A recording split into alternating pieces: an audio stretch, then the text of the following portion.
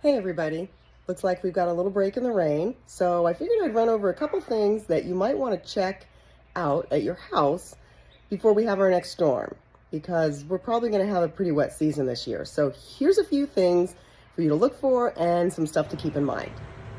Okay, one tip is check your gutters. If you see a little stick or some sticks, pine needles, leaves, whatever, sticking out of the top of your gutters, then get up on a ladder and get those cleaned out, or pay somebody to come and get those cleaned out, because if your gutters are full and they back up, then water can get up under the flashing of your roof and damage the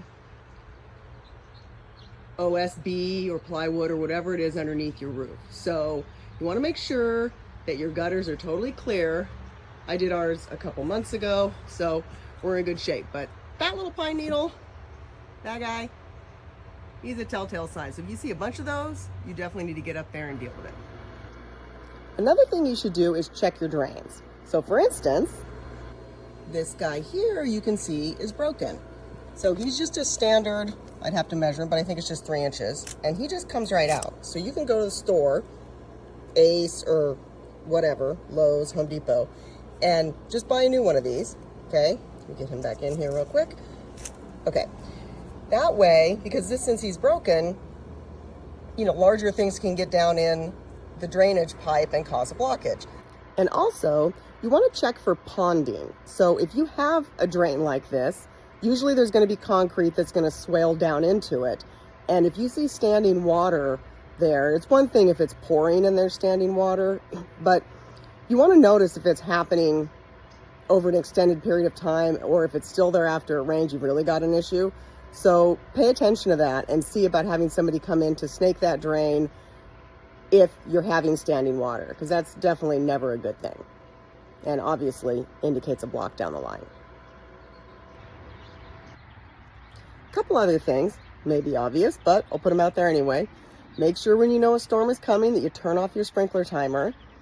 I've had mine off for over a month now, and honestly, my grass is still a little bit soggy. So turn it off, and then maybe set yourself a timer in your phone just to remind yourself, based on how the weather's gone, do you need to turn it back on or not? Save water, why not? The other thing is, when you're inside, make sure you're watching your ceiling, right? Pay attention to what your ceiling looks like. Maybe look in the ceiling of the closets that you have. Make sure you're not seeing any new spots develop. Anything like that obviously is an issue, and you want to go in the attic and check it out, or get a tarp on your roof as soon as possible, because as you can imagine, roofers are hard to come by when we're having storms like this. So you've got to be able to at least provide a short-term solution to keep further damage from happening at your home. Okay, final tip. If you live on an incline and trash day happens when it's raining, put your cans up on the sidewalk, because the gutter looks like this. And I learned the hard way a couple weeks ago. We had a little burst of rain, and my trash cans ended up 1 house down the street and 3 houses down the street at the corner. So, I mean, the cans are heavy. Pretty sure these Athens cans even have water in the, in the actual can formation of the plastic. Didn't matter. You get enough rain fast enough, and they went for a ride. So that's another suggestion.